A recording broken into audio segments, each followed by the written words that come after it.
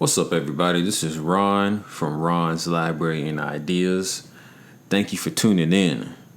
Today, we're going to be continuing the reading of Satan, an autobiography, as told to Yehuda Berg. See, I like to give a disclaimer at the beginning of these videos because I know this is a touchy subject for some people. And you know, it's interesting, if Satan is the adversary, you would think you want to learn as much about your enemy or your adversary as possible. But people get afraid and they're unable to hear what there is to be said about him. So I think I know the author is doing a really good job of stating these facts matter-of-factly and putting it in a way that's easy to understand. If this is your first time tuning in, I highly recommend you go back and listen to chapters 1 through 4. Today we're going to be reading chapter 5. But it gives a good overview that basically it is your ego and the ego of men and women that cause all the evil acts that happen in the world. We have a scapegoat and placing that blame outside of ourselves. So where you hear someone say, or it's the phrase, well, the devil made me do it. Well, no, you decided to do it. You made a choice. You gave in to your baser instincts. But let's continue on. This is Satan, an autobiography as told to Yehuda Berg. And this is chapter 5, Fighting Back. Beating me at my own game. Besides letting me take the pain for you, which ultimately weakens my power over you, the next best way to beat me is to starve me.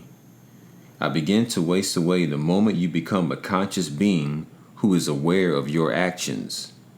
You deprive me when you stop being negative.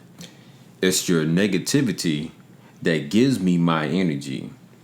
And I have to tell you, your selfishness, anger, and jealousy always hit my sweet spot. Take those away from me, and malnourishment is guaranteed to follow. This notion of your feeding me all my power is not a new one. There have been clues throughout history as how to beat me, but no one has paid much mind to them. The ancient language of Aramaic offered up one of the first clues.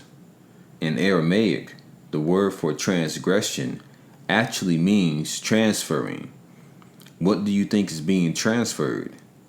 The answer: the ultimate food, the ultimate life sustainer, the light of the Creator. And to where is it being transferred? To the dimension where I live. Yes, I live off light just like you. When the Creator allowed me to roam your dimension, He gave me a limited amount of light so that I will have just enough power to do my job. The system He put in place feeds me just enough to sustain me, no more, no less. It's not enough to empower me to do major damage. So where do the world wars, global famine, acts of murder, tsunamis, and child abuse come from? From the power you give me. You feed me every time you transgress. You send light right to where I live, and it gets to me a hell of a lot faster than UPS could send it. As you will see in the upcoming chapter, the world is created with 10 dimensions. The 9 upper dimensions are where God lives, and the 10th dimension is where you live. But there is a secret dimension that very few know about. This special place is reserved just for me, and it's known as the 11th dimension. Every time you act selfishly, every time you withhold your love, every time you fail to see God, you send light to me in the 11th dimension. Devil's food cake. So let me make this absolutely clear. Each time you protect me, each time you listen to me, each time you deny that I exist, I seize more power from you. Gratification is my appetizer. Indulgence is my entree. Vanity is my dessert. Denial is my life force. I coerce you into feeding me all the time. You allow me pleasure every day of the week. You gratify me on the hour. You indulge me every minute. And your cynicism is largely to blame. All the while you grow weaker. You darken your life a little more with every egocentric reaction. Then you wonder why chaos and darkness suddenly strike you down. Crumbs on the floor. You do a good deed. The praise arrives on your doorstep and you soak it up. Bad move on your part. Allowing your ego to be stoked.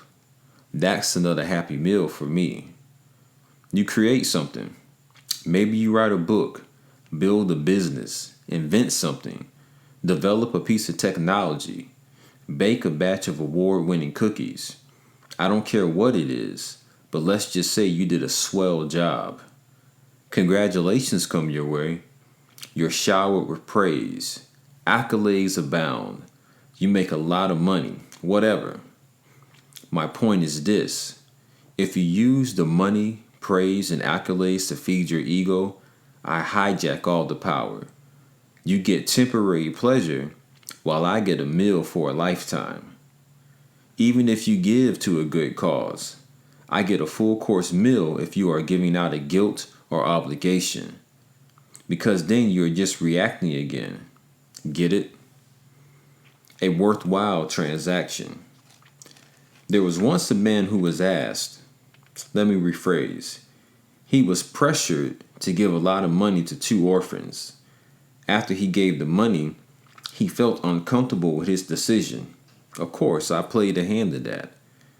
He started to calculate how much was left for him during these difficult times. I got him thinking to himself, you know what? Maybe someone else should have been asked. Why does it have to be me all the time? Maybe I can go back and ask for the money back. If not the whole thing, then at least maybe some of it. In this case, I was really prospering. Why? Because this man had done his act of sharing half-heartedly, which meant that all the delight that should have gone to him was coming to me. And since we are talking about helping orphans, we're talking about big light coming my way. But God cannot let this go on. So God intervened by sending in one of his special emissaries. The angel showed up dressed like a wealthy merchant. He said, I hear that you want your money back. That's not a problem. I will give it to you. Just let me have the light that you were set to receive from this transaction, and I will give you the money. This unusual request slapped this guy out of the coma I had put him in, and he realized that his true desire was for the light. The emissary offered even more money, but I had lost my hold on the donor. With a clear mind, he was able to affirm that what he wanted was the light. The money no longer held value for him, and with that, the emissary left. The devil inside. Throughout the ages, you were given clues. Moses, Jesus, Muhammad, Buddha, and others. They all gave you tools to eradicate me. But naturally, I stepped in. I distorted their teachings. I took their tools and created one of my masterpieces, religion. Unquestionably, my greatest invention. Religion protects me, hides my true identity, propagates self-righteousness. It keeps you on the straight and narrow, as in narrow-mindedness. Let me tell you a funny story about the nature of religion. 2 monks were walking in the wilderness when all at once they spotted a beautiful woman stranded on the other side of the stream. The young monk was taken aback by her beauty, but didn't skip a beat. Without hesitation, he waded through the stream to assist her. That didn't go over well with his fellow monk. In fact, this is where I step into the story. I planted feelings of disgust in his mind, and the next thing you know, he was shouting, "What do you think you are doing?" He watched as the helpful monk lifted the young lady into his arms, carried her safely to the other side, and continued on his way. The distraught monk crossed the stream, caught up to his helpful colleague, and the two walked side by side without speaking. Some 2 hours later, the distraught monk said to his friend, "I don't understand how you could have touched that woman, let alone held her in your arms as you carried her across the stream." The young monk answered, "It's funny that you should say that. I left that woman behind hours ago. It appears that you are still carrying her." He was right, and it couldn't have happened without me. I linger in the minds of the righteous, encouraging them to blindly adhere to dogma and doctrine while forgetting their real purpose. Like the distraught monk, you blame an external devil for all the problems of the world, but as you are learning, the true adversary has taken up residence inside you. The extramarital sex, the lies, the hypocrisy, you think those temptations derive from some external evil. You're a little bit right. It's my doing all right, but I'm not out there. I'm inside you. The truth of the matter is that all of you, even the worst of you, are decent, loving people. Deep inside, that is. Your only mistake is you confuse me with you. Want to remove the evil from the world? Want to live forever? Come clean, right now, in my reign. But know that I'm working hard to make that thought too frightening to even consider. And to all you folks who flock to houses of worship all over the globe, I have a news flash. God does not need your worship. Going to church, synagogue, or the mosque has never been God's goal for you. These are merely places where you can begin to work. Don't get me wrong. Doing your due diligence on Sunday morning isn't a bad thing. Just don't think that walking through that door will get me off your back. In fact, I suggest you lose the term altogether. House of worship. What kind of God would demand that? It's a trick, a fraudulent understanding, thanks to me, of what is required of you. You are here to wage war, not to worship. The war is against me, the Satan, and I am inside of you. Walk into your place of connection, your mosque, your church, your synagogue, with your ugliest traits fully exposed. Make yourself vulnerable and use the tools you've been given to wipe me out. The more negativity you admit to and identify within yourself, the weaker I become. Life is not about your redeeming qualities, and it's certainly not about your kind personality. Far from it, people.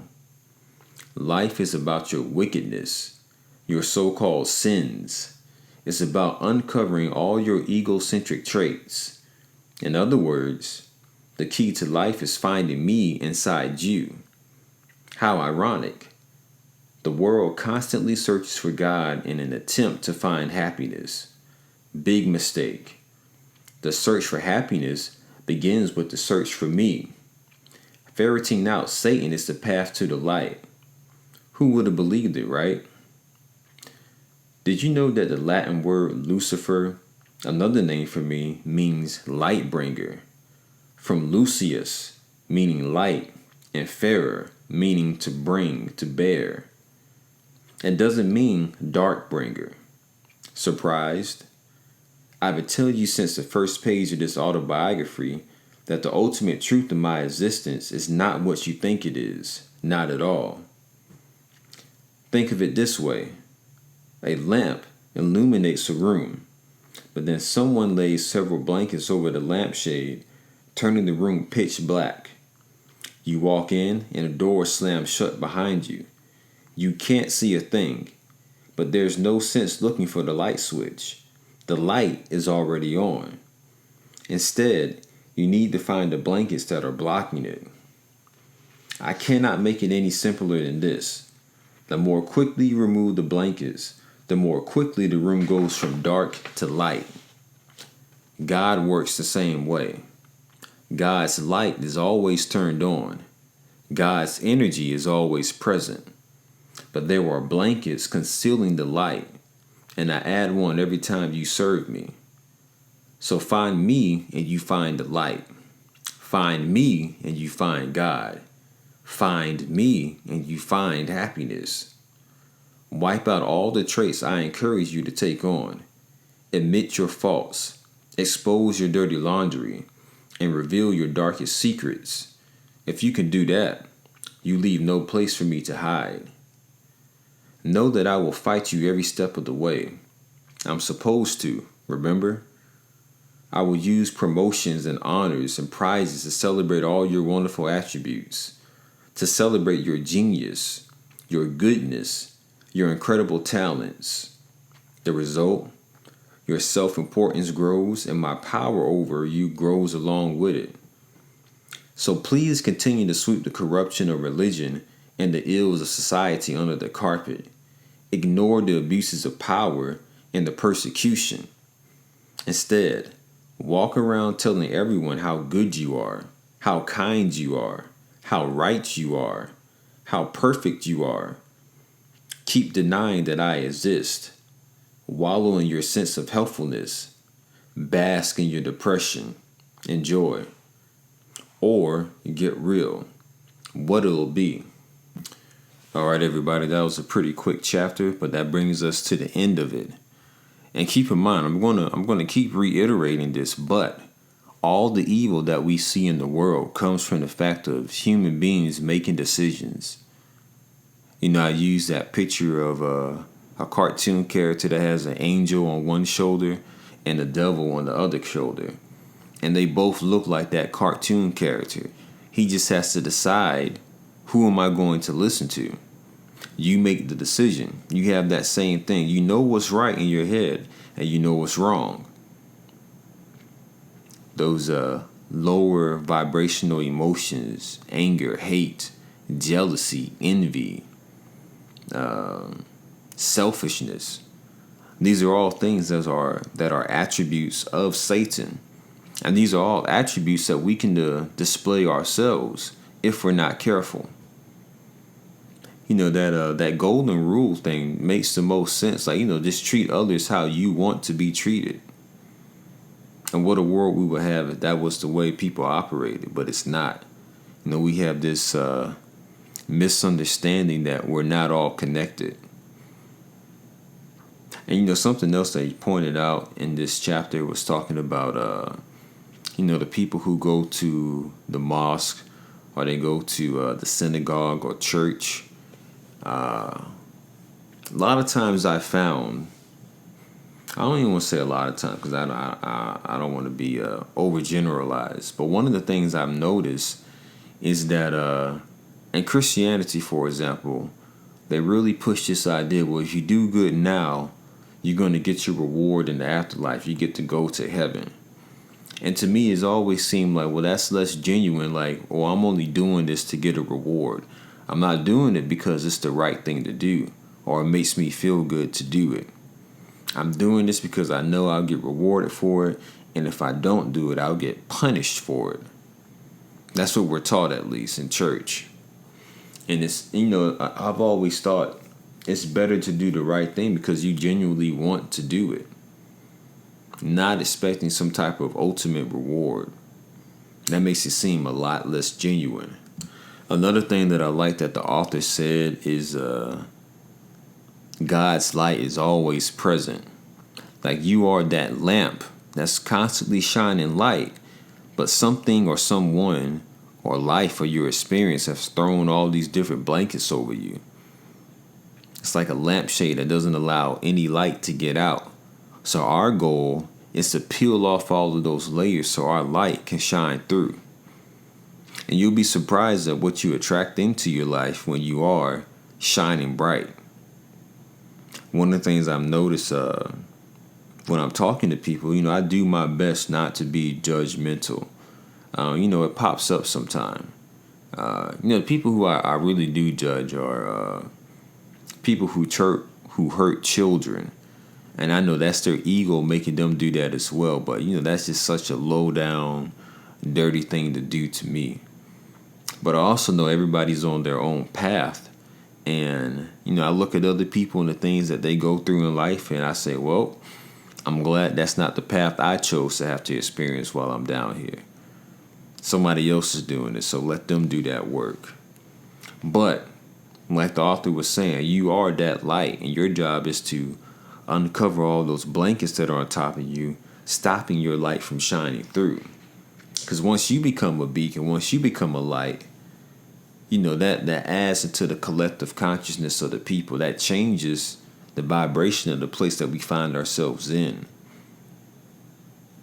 That's why videos like this, that's not necessarily entertaining, it's against the people who run the world. It's against their best interest to allow this type of information just to go out widely.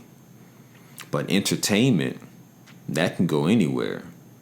Debauchery, ratchetness that they show on television, pornography, all that stuff can go all over the world, and it's no problem. They'll push that. But when you're trying to do something positive, trying to raise the vibrations of yourself and the people around you, or the people who listen to you, then they gotta slow that down a little bit.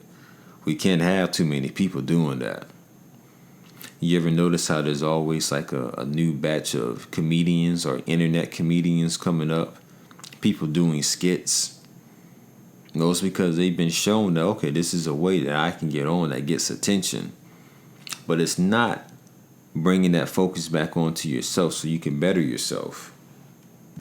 Something else that the author said that I'm sure is going to ruffle some feathers is when he said God does not need your worship. Again, the author says God does not need your worship. Something that's so vast and infinite as God needs a bunch of us down here worshiping him or worshiping it. I suggest you guys also look into the history of the Roman Catholic Church and how that spread and the methods that they used. There's an excellent lecture on YouTube called The Geopolitical History of the Bible by Dr. William Mackey. And in that video, he does a good job of explaining and teaching how the Bible has changed over the years based on man's interpretation and him adding and taking out books that fit his agenda at the time. Think about that. Your most holy book, the one that they say you have to follow to the T to get into heaven, it's been changed by man a bunch of times, not to help get you into heaven, but it's been changed all of those times to advance a political agenda, advance somebody's self-interest. So yeah, thank you guys for tuning in. Like and share this with somebody who you think could use this information. I know there's a lot of people always coming into spirituality, and this book is one of the first ones that I found as I started that journey. And it really helped me to see that, let me take responsibility for the things that I'm doing. And one of those things that I had to be honest with myself about, and that's the way to take away Satan's power over me, is when I decided to stop smoking weed. I had to be real with myself and say, well, you know what? I am not a productive weed head. I'm not accomplishing the things that I want to accomplish. Life is sort of passing by, and I have I can do that tomorrow type of attitude. There's something about each of us that we have to be honest with ourselves about. You don't necessarily have to go and scream it to the world, but you do need to be honest with yourself. The worst person you can lie to is yourself. But anyway, thank you guys for tuning in. Hit that like button, subscribe, share this with someone who you think could use it. And I'll catch you guys in the next chapter. And let me know what you think about this story so far in the comments. Peace.